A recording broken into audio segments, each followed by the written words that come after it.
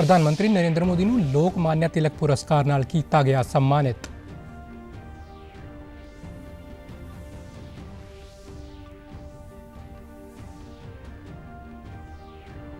हरियाणा के नूंह जिले में कल हुई हिंसा तो बाद हुण हालात हो रहे ने बेहतर।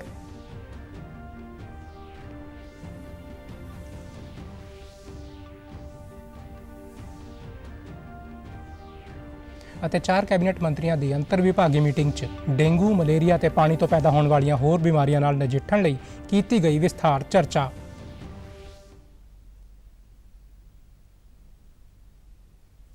नमस्कार, खबरों के इस बुलेटिन में तुहाडा स्वागत है। मैं हाँ चंदन शर्मा।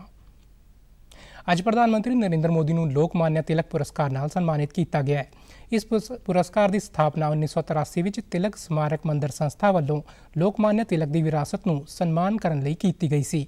यह पुरस्कार उन्होंने लोगों को दिता जाता जिन्होंने देश की तरक्की और विकास लई काम किया है।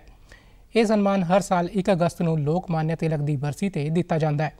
PM मोदी इस पुरस्कार के 41वें प्राप्तकर्ता ने। पुरस्कार मिलने तो बाद प्रधानमंत्री ने कहा कि देश की आज़ादी अंदोलन मोहरी नेता लोकमान्य तिलक के नाँ से यह पुरस्कार प्राप्त करके उन्होंने माण महसूस हो रहा है। यह पुरस्कार 140 करोड़ भारतीयों को समर्पित है।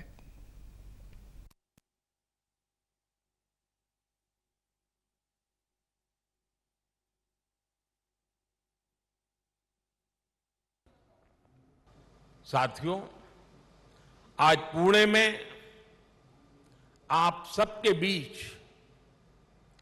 मुझे जो सम्मान मिला है, ये मेरे जीवन का एक अविस्मरणीय अनुभव है। जब कोई अवार्ड मिलता है तो उसके साथ ही हमारी जिम्मेदारी भी बढ़ जाती है। मैं देशवासियों को विश्वास भी दिलाता हूं कि उनकी सेवा में, उनकी आशाओं अपेक्षाओं की पूर्ति में कोई कोर कसर बाकी नहीं छोड़ूंगा। प्रधानमंत्री ने इस तो पहला पुणे के दगरू सेठ मंदिर में पूजा अर्चना की। उन्होंने वैदिक जाप के विचकार भगवान गणेश की पूजा में हिस्सा लिया। बाद में प्रधानमंत्री ने मैट्रो स्टेशन समेत महाराष्ट्र में करोड़ों रुपयों के विकास कार्यों का उद्घाटन किया और नींह पत्थर रखा। हरियाणा के नूंह जिले में कल हुई हिंसा तो बाद हुण हालात बेहतर हो रहे हैं। शांति व्यवस्था बहाल करने लई अर्धसैनिक बलों दी 13 कंपनियां तैनात कीतियां गईयां ने। नूंह, गुरुग्राम, पलवल और फरीदाबाद जिलों में अज सारे सरकारी और निजी सिक्ख्या अदारे बंद ने। इस दे मद्देनज़र दोनों पक्षों के प्रतिनिधियों के विचकार शांति वार्ता हुई और दोनों पक्षों ने हिंसा को होर ना वधाउण और शांति बनाई रखने में प्रशासन को सहयोग देने की हामी भरी। यह हिंसा पुनाहना विच ब्रिज मंडल शोभा यात्रा के मौके पर हुई। शरारती तत्तां ने पुलिस और आम लोगों के वाहनों को अग के हवाले किया।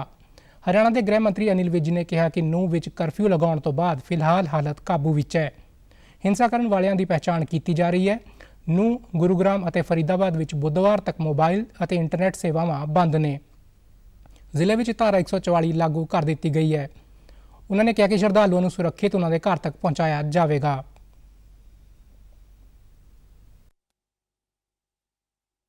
नूंह में इंटरनेट सेवाएं बंद कर दी गई हैं और नूंह में कर्फ्यू लगा दिया गया है। सफिशिएंट मात्रा में पुलिस फोर्स वहां मूव कर दी गई है। कल जैसे ही हिंसा की खबर आई थी, पहले जो नूंह के साथ लगते ज़िले हैं फरीदाबाद, पलवल, गुड़गांव, झज्जर, रेवाड़ी से हमने फोर्सेस वहाँ पे मूव कर दी थी। आज हरियाणा के बाकी हिस्सों से भी कुछ पुलिस अधिकारियों को और कुछ फोर्स को मूव किया जा रहा है। वहाँ पर एक एक सेक्टर बना के एक एक IPS को जिम्मेवारी दी जा रही है। हरियाणा के मुख्यमंत्री मनोहर लाल ने श्री गुरु रविदास धर्म स्थान सिरसागढ़ के 20वें स्थापना दिवस और अमर शहीद श्री रामनंद जी महाराज के 14वें शहीदी दिहाड़े मौके करवाए गए धार्मिक समागम में शिरकत की। इस मौके मनोहर लाल ने धार्मिक स्थान सिरसागढ़ विखे उसारी कार्यों लई 21 लाख रुपए और संत महापुरुष सम्मान और विचार प्रसारण योजना तहत करवाए गए प्रोग्राम लई 11 लाख रुपए देने का ऐलान किया है। उन्होंने अमर शहीद रामानंद जी महाराज को श्रद्धांजलि भेंट की और श्री गुरु रविदास धर्म स्थान सिरसागढ़ के 20वें स्थापना दिवस से श्रद्धालुओं को बधाई दी। गुरु रविदास जी धर्म स्थान इस स्थान का स्थापना दिवस जो 20वां स्थापना दिवस है, इस अवसर पर भी मैं आपको बहुत बहुत बधाई और शुभकामना देता हूं। संत महापुरुष विचार प्रसार योजना चल रही है, उसके अंतर्गत ये जो यहाँ का खर्च है उसके लिए अलग से मैं 11 लाख रुपए का अनुदान इसके लिए अपनी ओर से और घोषित करता हूं। साथ ही यहाँ कुछ निर्माण के कार्य भी चल रहे हैं। निर्माण कार्य में यहाँ पर शायद कोई भवन बनाने का काम विशेष चल रहा है, तो उस भवन बनाने के काम के लिए भी अलग से 21 लाख रुपए का योगदान अपनी तरफ से मैं घोषित करता हूं।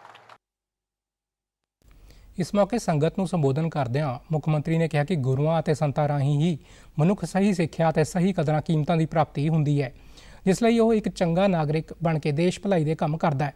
ਉਹਨਾਂ ਕਿਹਾ ਕਿ ਗੁਰੂ ਰਵਿਦਾਸ ਜੀ ਦੀ ਸਿੱਖਿਆਵਾਂ ਕਿਸੇ ਇੱਕ ਸਮਾਜ ਜਾਂ ਜਾਤੀ ਲਈ ਨਹੀਂ, ਸਗੋਂ ਸਮੁੱਚੀ ਮਨੁੱਖਤਾ ਲਈ ਨੇ। ਉਹਨਾਂ ਕਿਹਾ ਕਿ ਹਰਿਆਣਾ ਸਰਕਾਰ ਸੰਤ ਮਹਾਂਪੁਰਸ਼ਾਂ ਦੇ ਸਨਮਾਨ ਵਿਚਾਰ ਪ੍ਰਸਾਰ ਯੋਜਨਾ ਦੇ ਤਹਿਤ ਸੰਤ ਮਹਾਤਮਾ ਦਿਵਸ ਮਨਾ ਰਹੀ ਹੈ, ਤਾਂ ਜੋ ਲੋਕ ਸੰਤਾਂ ਮਹਾਂਪੁਰਖਾਂ ਦੇ ਜੀਵਨ ਤੋਂ ਪ੍ਰੇरणा ਲੈ ਸਕਣ।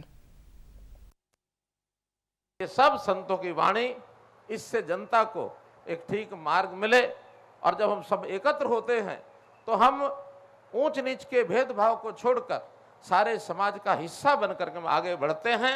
हमारे समाज के लिए बहुत आवश्यक है आपस में हम भाईचारा बना के रखें।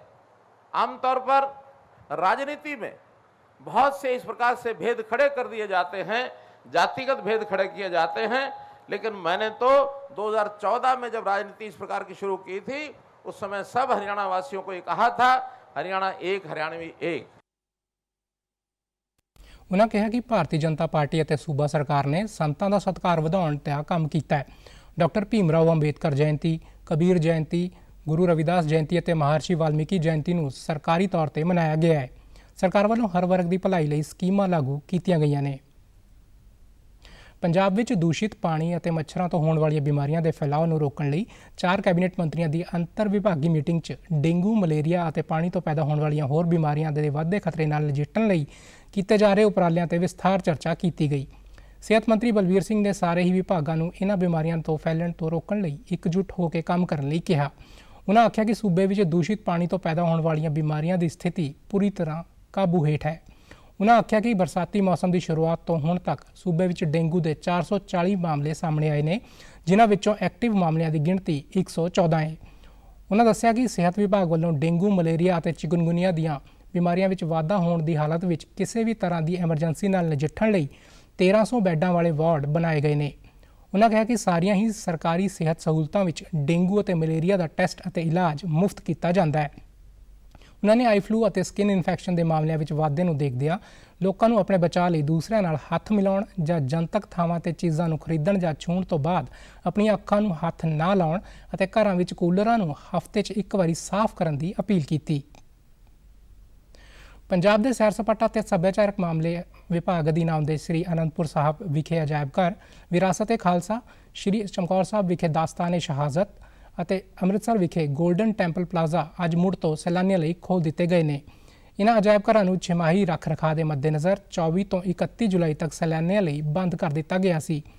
ਇਸ ਸੰਬੰਧੀ ਵਧੇਰੇ ਜਾਣਕਾਰੀ ਦਿੰਦਿਆਂ ਇੱਕ ਸਰਕਾਰੀ ਬੁਲਾਰੇ ਨੇ ਦੱਸਿਆ ਕਿ ਇਹਨਾਂ ਅਜਾਇਬ ਘਰਾਂ ਨੂੰ ਹਰ ਸਾਲ ਦੀ ਤਰ੍ਹਾਂ ਜਨਵਰੀ ਅਤੇ ਜੁਲਾਈ ਦੇ ਅਖੀਰਲੇ ਹਫ਼ਤੇ 'ਚ ਸੈਲਾਨੀਆਂ ਲਈ ਬੰਦ ਰੱਖਿਆ ਜਾਂਦਾ ਹੈ, ਤਾਂ ਜੋ ਇਹਨਾਂ ਦੀ ਜ਼ਰੂਰੀ ਮੁਰੰਮਤ ਕਰਕੇ ਰੱਖ ਰਖਾਅ ਸੰਬੰਧੀ ਕੰਮ ਕੀਤੇ ਜਾ ਸਕਣ।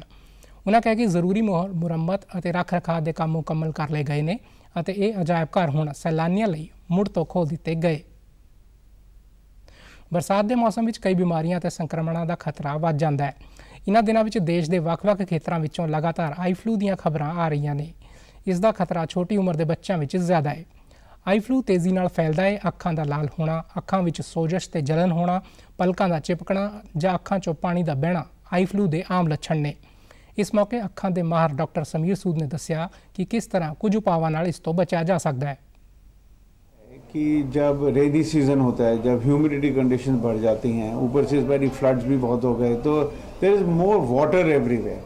तो जहाँ ह्यूमिडिटी और वाटर है वहाँ पर ये वायरस बहुत पनपता है और आपकी आंखों को इन्फेक्ट करता है। ਜੇਕਰ ਕਿਸੇ ਵਿਅਕਤੀ ਨੂੰ ਆਈ ਫਲੂ ਹੋ ਜਾਵੇ ਤਾਂ ਉਸ ਨੂੰ ਇਕਾਂਤਵਾਸ ਕਰ ਦੇਣਾ ਚਾਹੀਦਾ ਹੈ ਕਿ ਇਹ ਵਾਇਰਸ ਪਰਿਵਾਰ ਦੇ ਹੋਰ ਮੈਂਬਰਾਂ 'ਚ ਨਾ ਫੈਲੇ। ਆਈ ਫਲੂ ਤੋਂ ਬਚਣ ਲਈ ਹੱਥ ਸਾਬਣ ਨਾਲ ਧੋਤੇ ਜਾਣ, ਅੱਖਾਂ ਨੂੰ ਸਾਫ਼ ਕਰਦੇ ਸਮੇਂ ਟਿਸ਼ੂ ਪੇਪਰ ਦਾ ਇਸਤੇਮਾਲ ਕੀਤਾ ਜਾਵੇ। ਤੇ ਹੁਣ ਖਬਰਾਂ ਫਟਾਫਟ।